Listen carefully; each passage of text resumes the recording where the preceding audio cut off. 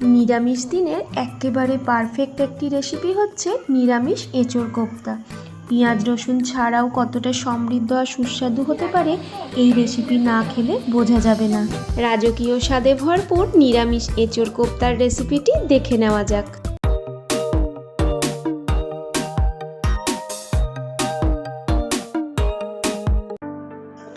অনেকেরই এঁচোড় খুব প্রিয় একটি সবজি, আবার অনেকেই এঁচোড় খেতে একেবারেই পছন্দ করে না। যাদের এঁচোড় একেবারেই পছন্দ নয় তার উপরে আবার নিরামিষ, তবে কথা দিচ্ছি এইভাবে একবার নিরামিষ এঁচোড় রান্না করে খেলে এর স্বাদ ভোলার মতো নয়। এঁচোড়টা কাটার আগে দুটো আলু খোসা ছাড়িয়ে প্রথমে কেটে নিলাম। আর এঁচোড়ে যেহেতু প্রচণ্ড আঠা থাকে সেজন্য প্রথমেই হাতে আর বটিটাতে ভালো করে সর্ষের তেল বুলিয়ে নিলাম।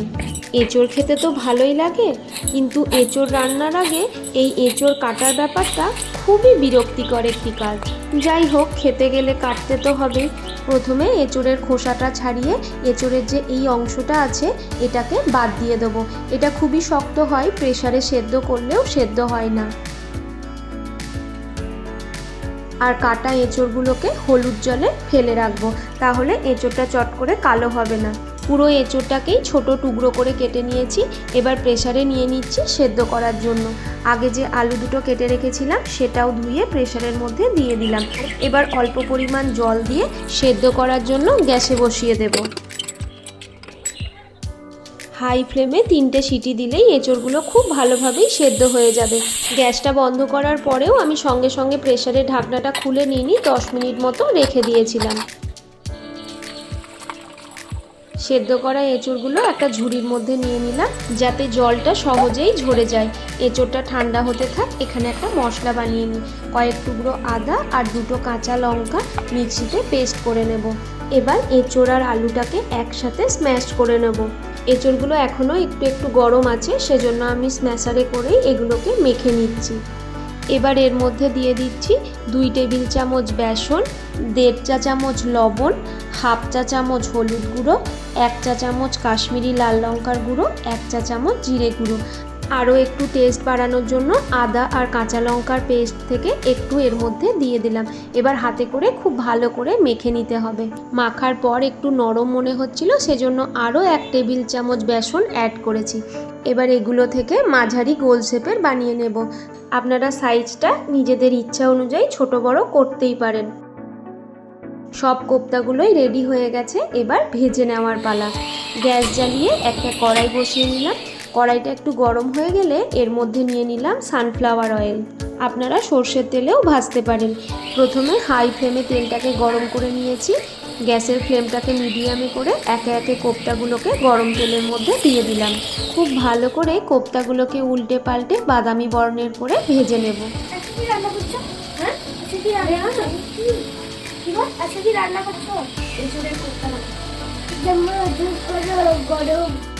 প্রত্যেকটা কোপ্তার গায়েই খুব সুন্দর রং ধরেছে।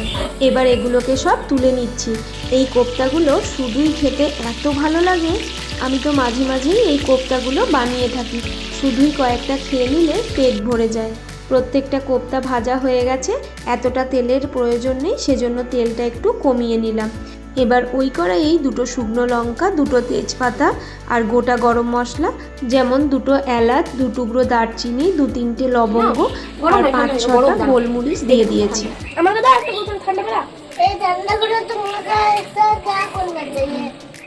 কয়েক সেকেন্ড মতো ফোড়নগুলো নাড়াচাড়া করার পর আদা আর কাঁচা লঙ্কার পেস্ট এর মধ্যে দিয়ে দিলাম। গ্রেভিটা একটু বাড়ানোর জন্য এখানে 3টে মিডিয়াম সাইজের টমেটো পেস্ট দিয়ে দিলাম। এবার খুব ভালোভাবে কষিয়ে নিতে হবে, যাতে টমেটোর কাঁচা গন্ধটা একেবারেই চলে যায়। এবার এর মধ্যে কিছু গুঁড়ো মশলা অ্যাড করব। 1 চা চামচ হলুদ গুঁড়ো, 1 চা চামচ কাশ্মীরি লাল লঙ্কার গুঁড়ো, 1 চা চামচ লবণ, হাফ চা চামচ জিরে গুঁড়ো। এবার খুব ভালোভাবে সব কিছুকে একসাথে কষিয়ে নিতে হবে। আর গ্যাসের ফ্লেমটাকে এখন মিডিয়ামেই রেখেছি। মিক্সির বাটি ধুয়ে অল্প পরিমাণ জলের মধ্যে দিয়ে দিলাম, যাতে মশলাটা কড়াইয়ে লেগে না যায়। মিডিয়াম ফ্লেমে মশলাটা কষানো হতে থাক। এখানে 6-7টা কাজু বাদাম সামান্য একটু জল দিয়ে পেস্ট করে নেব।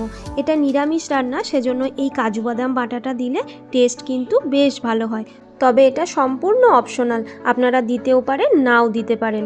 এবার কাজু বাদাম বাটাটাও এর মধ্যে দিয়ে দিলাম, মশলার সাথে খুব ভালোভাবে মিশিয়ে নিচ্ছি। মশলাটা খুব ভালোভাবে কষানো হয়ে গেছে, এবার এর মধ্যে 1 কাপ মতো জল দিয়ে দিলাম। দিয়ে দিচ্ছি টেস্টের ব্যালেন্সের জন্য 1 চা চামচ পরিমাণ চিনি। ঝোলটা তো খুব ভালোভাবে ফুটে উঠেছে, এবার এই রিচ গ্রেভিতে দিয়ে দিলাম সফট কোপ্তা। পেঁয়াজ রসুন ছাড়াও যে কোনো রেসিপি এতটা স্বাদে ভরপুর হয়, না খেলে বিশ্বাসই হবে না। দিয়ে দিলাম 1/2 চা চামচ গরম মশলা গুঁড়ো আর 1 চা চামচ ঘি। যে কোনো নিরামিষ রান্নাতেই রান্নার একেবারে শেষ সময়ে ঘি আর গরম মশলা দিলে স্বাদ কিন্তু দ্বিগুণ হয়ে যায়। দিয়ে দিলাম কয়েকটা কিশমিশ। এবার কোপ্তাগুলোকে একদম হালকা করে হাতা দিয়ে গ্রেভির মধ্যে ডুবিয়ে দিচ্ছি। আর বেশি ফোটাবো না, ঝোল থাকতেই গ্যাসের ফ্লেমটাকে অফ করে দিলাম। ঢাকনা দিয়ে রেখে দিলাম কিছুক্ষণের জন্য, যাতে ঘি আর গরম মশলার ফ্লেভারটা পুরো কোপ্তার মধ্যে চলে আসে। এঁচোড় সেদ্ধ করে মশলা দিয়ে বানালাম সফট কোপ্তা, তারপর সেই কোপ্তা রিচ গ্রেভিতে দিয়ে দিলাম। ব্যাস তৈরি হয়ে গেল একেবারে রেস্টুরেন্ট স্টাইল কিন্তু ঘরোয়া এঁচোড় কোপ্তা। সহজেই সুস্বাদু রেসিপির জন্য টিনার রান্নাবাড়ি চ্যানেলটিকে সাবস্ক্রাইব করে পাশে থাকবেন। প্রত্যেককে শুভ ভোজন, টাটা।